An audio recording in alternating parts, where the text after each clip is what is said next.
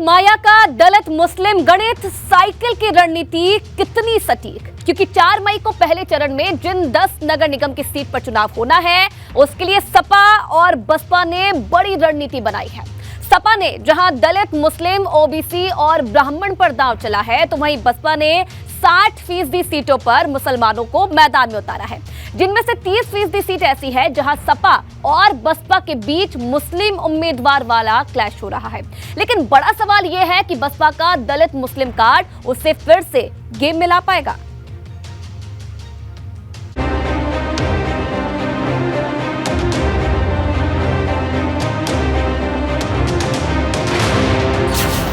माया का दलित मुस्लिम गणित साइकिल की रणनीति कितनी सटीक। साइकिल का बदलेगा गियर, किसके बनेंगे सबसे ज्यादा मेयर। निकाय चुनाव की 760 सीटों पर मतदान है, लेकिन नजर निगम की 17 सीटों पर टिकी है, क्योंकि शह और मात का खेल इन्हीं सीटों को लेकर खेला जा रहा है। भाजपा अपने पुराने रिकॉर्ड की याद दिलाकर विरोधियों पर प्रेशर बना रही है। जहाँ तक नगर निकाय का चुनाव है, हमारी पूरी तैयारी है, हमने संगठन की दृष्टि से पूरी तैयारी की है।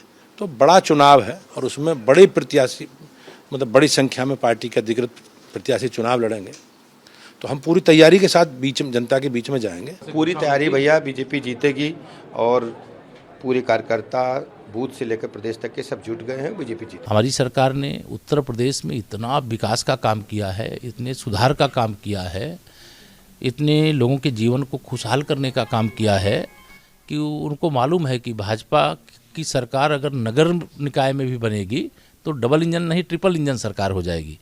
अन्यथा अरविंद केजरीवाल जी की तरह आरोप लगाते हुए फिरेंगे कि हमें केंद्र सरकार सहयोग नहीं कर रही है। तो लोगों को मालूम है सपा बसपा और कांग्रेस को वोट देना अपने वोट की बर्बादी करना है और कमल को वोट देना खुशहाली को आमंत्रित करना। लेकिन समाजवादी पार्टी ने पहले चरण को फतेह करने के लिए जातीय गोलबंदी की रणनीति बनाई है। सपा ने पहले चरण की 10 सीटों पर 30% मुस्लिम, 30% ओबीसी, 20% दलित और 20% ब्राह्मण उम्मीदवार को मैदान में उतारा। मतलब समाजवादी पार्टी ने जातीय गोलबंदी का एक पूरा मिश्रण बनाया है। इस बार इस चुनाव के लिए समाजवादी पार्टी ने मुस्लिम, दलित और ओबीसी वोट बैंक को लेकर अपनी जो दावेदारी है उसे मजबूत की है। समाजवादी पार्टी ने जिस तरह से टिकट दिया है उसमें सभी कहीं ना कहीं जो समाज के लोग हैं उनका प्रतिनिधित्व है। खासतौर से मुस्लिम समाज की बात कर लें, दलित समाज की बात कर लें या फिर ओबीसी समाज की बात कर लें, इसके जरिए समाजवादी पार्टी इस बार स्थानीय निकाय चुनाव में मजबूती के साथ अपना दावा ठोक रही है। लेकिन बड़ा सवाल यह है कि क्या समाजवादी पार्टी का फॉर्मूला निगम की लड़ाई जिता पाएगा, क्योंकि सपा के सामने बसपा ने मुस्लिम वाले दांव की बड़ी लाइन खींच दी। बसपा ने जहां 60% मुस्लिम उम्मीदवारों को मैदान में उतारा, तो वहीं 30% दलित उम्मीदवार पर भरोसा जताया और सिर्फ अगली जाति से एक ही प्रत्याशी को टिकट दिया, यानी 90% सीट पर बसपा ने दलित और मुस्लिम दांव चला।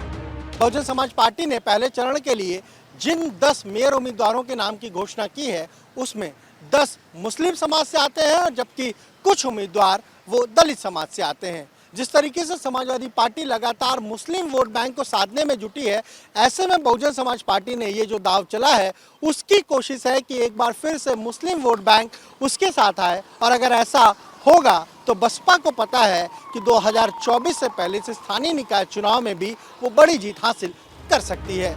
लेकिन बड़ा सवाल यह है कि बसपा का दलित मुस्लिम कार्ड उसे फिर से गेम में क्या ला पाएगा, क्योंकि 2022 के विधानसभा चुनाव में बसपा बुरी तरह से पिछड़ गई थी और विधानसभा चुनाव में उसे सिर्फ 1 सीट ही मिली थी। लेकिन जिस तरह से बसपा फिर एक बार अपने दलित मुस्लिम वोट पर फोकस कर रही, उससे समाजवादी पार्टी में टेंशन बढ़ गई है, क्योंकि सपा न खुलकर मुस्लिमों पर भरोसा जता पा रही और न ही दलितों को टिकट देने की हिम्मत दिखा पा रही। अब सवाल बड़ा है कि क्या समाजवादी पार्टी बसपा के बनाए जाल में फंस जाएगी या फिर उसकी नपी तुली मिश्रण वाली रणनीति काम कर जाएगी। Bureau report, ABP Ganga.